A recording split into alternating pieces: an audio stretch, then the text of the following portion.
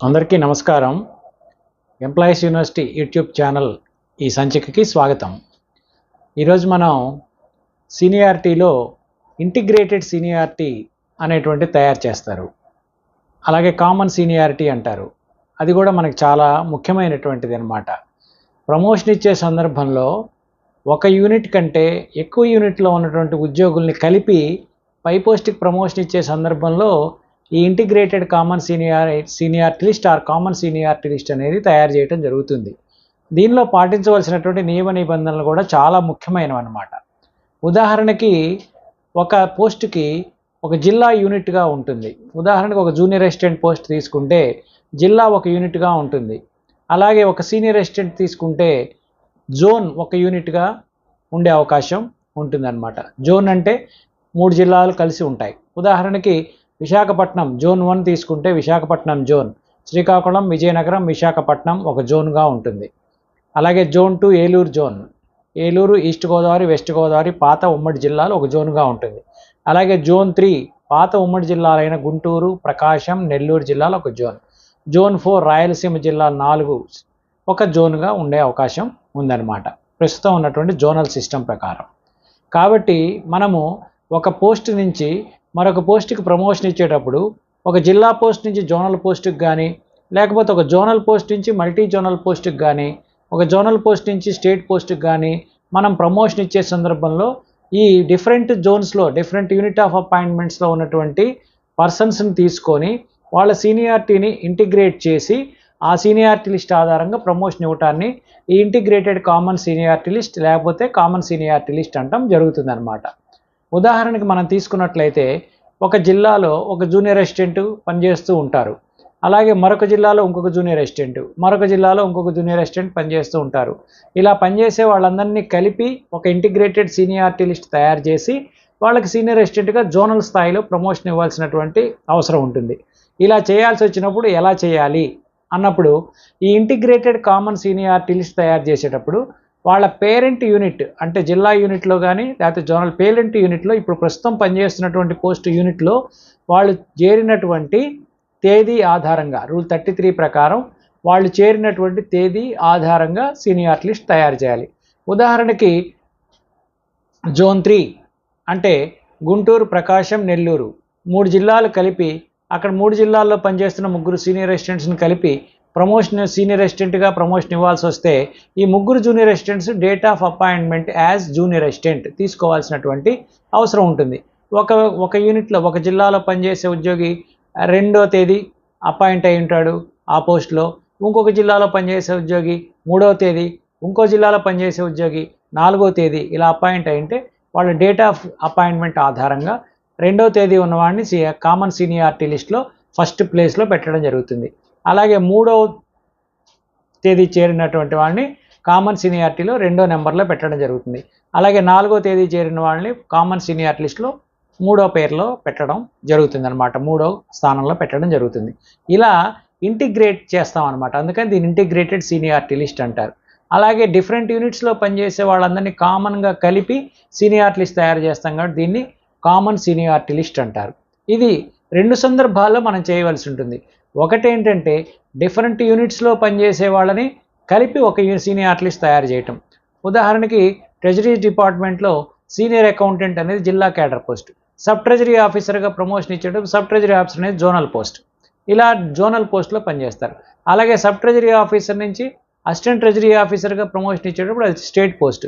Different 4 జోన్స్లో పనిచేసే వాళ్ళని మొత్తాన్ని కలిపి ఆ కామన్ సీనియారిటీ లిస్ట్ తయారు చేస్తారు. ఇది ఒక విధానం. ఇంకా రెండవ విధానం ఏంటంటే ఒక పోస్టుకి ఒకటి కంటే ఎక్కువ కేటగిరీస్ నుంచి ప్రమోషన్ ఇవ్వాల్సి వచ్చినప్పుడు ఈ కామన్ సీనియారిటీ లిస్ట్ లేదా ఇంటిగ్రేటెడ్ సీనియారిటీ లిస్ట్ తయారు చేయాలి. ఉదాహరణకి మనము పంచాయతీరాజ్ డిపార్ట్మెంట్లో ఎంపీడీఓస్ మండల పరిషత్ డెవలప్మెంట్ ఆఫీసర్స్ అనే పోస్టుకి ప్రమోషన్ ఇవ్వాలనుకోండి. ఆ పోస్టుకి ఫీడర్ కేటగిరీస్గా ఒకళ్ళేమో ఈఓపిఆర్డి ఉంటారు. తర్వాత ఇంకొక కేటగిరీ ఏమో మండల పరిషత్లో జిల్లా పరిషత్లో పనిచేసే అడ్మినిస్ట్రేటివ్ ఆఫీసర్స్ కూడా ఉంటారు. ఈ ఇద్దరి నుంచి తీసుకొని ఎంపీడీఓగా ప్రమోషన్ ఇస్తాం. కాబట్టి ఒక ఎంపీడీఓగా ప్రమోషన్ ఇవ్వాల్సి వచ్చినప్పుడు ఈఓపిఆర్డీలో పనిచేసే వ్యక్తుల యొక్క సీనియారిటీ లిస్టు తీసుకోవాలి ఆ కేటగిరీలో.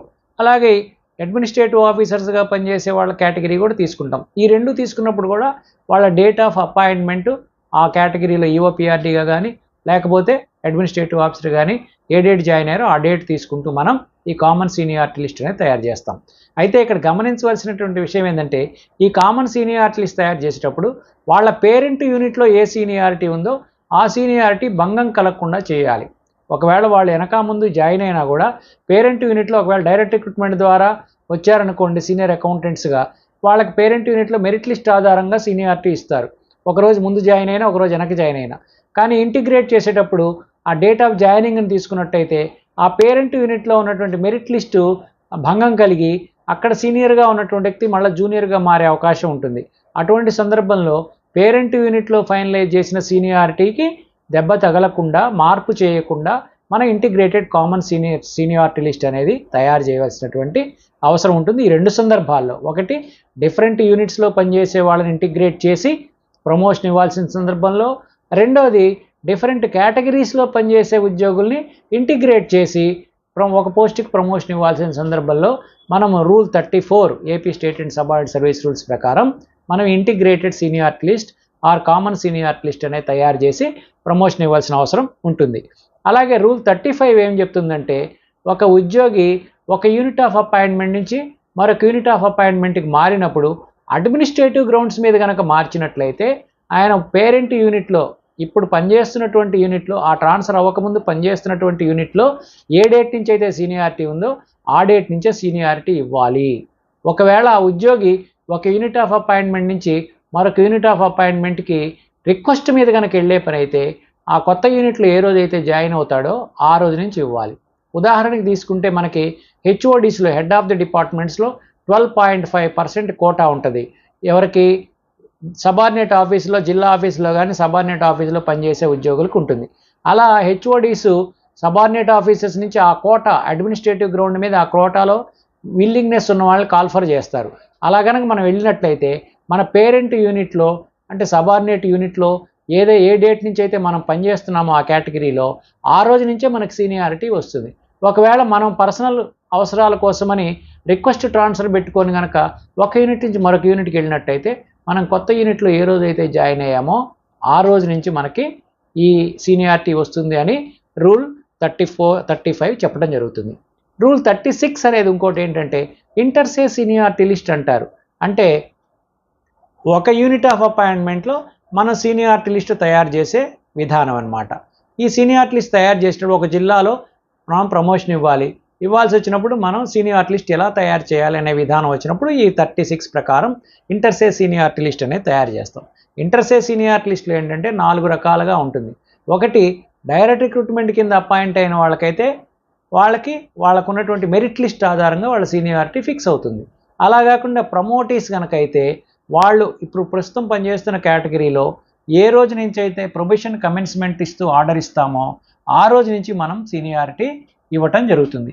ఈ ప్రొబేషన్ కమెన్స్మెంట్ ఒకళ్ళ కంటే ఎక్కువ ఉద్యోగులకి ఒకే రోజు నుంచి ప్రొబేషన్ కమెన్స్మెంట్ కనుక ఇచ్చినట్లయితే వాళ్ళలో ఏజ్ పరంగా ఎవరైతే సీనియర్ ఉంటారో అంటే ఏజ్ పరంగా ఎవరైతే పెద్దవాళ్ళు ఉంటారో వాళ్ళని సీనియర్గా పరిగణించి డేట్ ఆఫ్ బర్త్ పరంగా జూనియర్ తక్కువ ఏజ్ ఉన్న వాళ్ళు ఎవరు ఉంటారో వాళ్ళని జూనియర్గా పరిగణించాలి.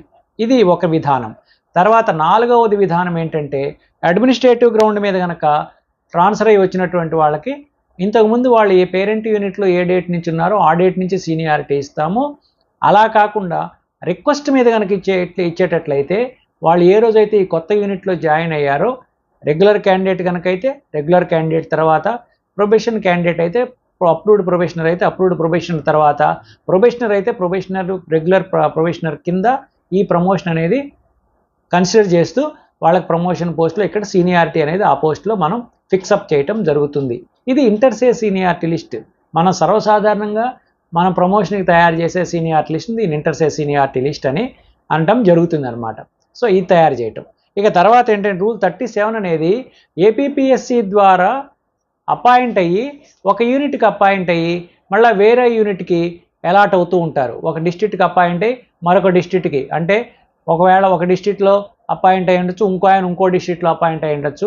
ఈ డిస్ట్రిక్ట్ కాకుండా వేరే డిస్ట్రిక్ట్కి రీఅలాట్మెంట్ ఏపీపీఎస్సీతో చేసే పని అయితే అప్పుడు కొత్త యూనిట్లోకి ఎప్పుడు వచ్చినటువంటి కొత్త జిల్లాలోకి ఎప్పుడైతే జాయిన్ అవుతాడో ఆ రోజు నుంచి వస్తుంది తప్ప ఆ ఏపీపీఎస్సీలో ఇచ్చినటువంటి మెరిట్ లిస్ట్ ఆధారంగా రాదనమాట. ఇదేంటంటే rule 4C of AP state and subordinate service రూల్స్లో మనకు అటువంటి ప్రొవిజన్ ఉంది. ఆ ప్రొవిజన్ ప్రకారం ట్రాన్స్ఫర్ తీసుకున్నట్లయితే ఇలా ఒక యూనిట్ నుంచి మరొక యూనిట్కి ఏపీపీఎస్సీ ద్వారా వచ్చిన వాళ్ళని రీఅలాట్మెంట్ చేయాలంటే ఇద్దరు యూనిట్ ఆఫ్ అపాయింట్మెంట్స్ ఉన్నటువంటి ఆ అపాయింటింగ్ అథారిటీస్ మ్యూచువల్ కన్సెంట్ ఇవ్వాలి. మేము తీసుకుంటామని తీసుకునే అపాయింటింగ్ అథారిటీ అంగీకరించాలి. మేము అలాట్మెంట్కి ఒప్పుకుంటున్నామని రీఅలాట్మెంట్ చేయించుకునేటువంటి అపాయింటింగ్ అథారిటీ కూడా ఒప్పుకోవాలి. వీళ్ళ మ్యూచువల్ కన్సెంట్తో ఏపీపీఎస్సీని కన్సల్ట్ చేసి వాళ్ళ యొక్క కంకరెన్స్తో మనం ఈ అలాట్మెంట్ అనేటువంటిది చేయటం జరుగుతుంది. ఇలా రూల్ 4C కింద ఎవరన్నా కనుక చేసినట్లయితే వాళ్ళు కొత్త యూనిట్ ఆఫ్ అపాయింట్మెంట్లో పోస్టింగ్ తీసుకున్న తర్వాత ఏ రోజు జాయిన్ అవుతారో ఆ రోజు నుంచి సీనియారిటీ ఇవ్వాలని 37 చెప్తోంది. ఇలాంటి సందర్భాల్లో వాళ్ళు ఒక యూనిట్ నుంచి మరొక యూనిట్కి అలాట్ అయినప్పుడు ఆ కొత్త యూనిట్కి సంబంధించిన అపాయింటింగ్ అథారిటీ ఆ ఉద్యోగికి అపాయింట్మెంట్ ఆర్డర్ అనేది ఇష్యూ చేయాలని చెప్పేసి రూల్ 4C తెలియజేస్తోంది. ఇలాంటి అలాట్మెంట్ కూడా మనకి ప్రెసిడెన్షియల్ ఆర్డర్ ప్రకారం ఉన్నటువంటి యూనిట్ ఆఫ్ అపాయింట్మెంట్ పాటిస్తూ చేయవలసినటువంటి అవసరం ఉంటుందన్నమాట. ఇలా సీనియారిటీ అనేటువంటిది ఫిక్సప్ చేసేటప్పుడు వివిధ సందర్భాల్లో ఈ రూల్స్ని పాటిస్తూ మనం సీనియారిటీ తయారు చేయవలసి ఉంటుంది. కాబట్టి ఈ రూల్స్ అన్నీ కూడా పాటించి మనకి సీనియారిటీ తయారు చేశారా లేదా, లేకపోతే మనకి ఇలా ఏమైనా అన్యాయం జరిగిందా అని మనం ఈ రూల్స్ తెలుసుకుని మనం ఏదైనా అప్పీల్ చేసుకోదలుచుకుంటే స్టేట్ అండ్ సబార్డినేట్ సర్వీస్ రూల్స్లో ఇచ్చినటువంటి ఆ అప్పీల్ టైంలో నెక్స్ట్ హైయర్ అథారిటీకి అప్పీలేట్ అథారిటీకి అప్పీల్ చేసుకునేటువంటి అవకాశం ఉంటుంది. కాబట్టి ఈ సీనియారిటీ అనేది ఉద్యోగులకు ఎంతో అత్యవసరమైనది. ఈ వీడియో కనుక మీకు నచ్చినట్లయితే లైక్ చేయండి. అలాగే మీ మిత్రులైన ఉద్యోగులు ఉపాధ్యాయులకు షేర్ చేయండి. ఇంతవరకు ఎంప్లాయీస్ యూనివర్సిటీ యూట్యూబ్ ఛానల్కి మీరు సబ్స్క్రైబ్ చేయకపోతే సబ్స్క్రైబ్ చేసుకోండి. మరిన్ని సర్వీస్ విషయాలు రాబోయే వీడియోస్లో వివరించడం జరుగుతుంది. సర్వే జన సుజనా భవంతు, సర్వే సుజనా సుఖినో భవంతు.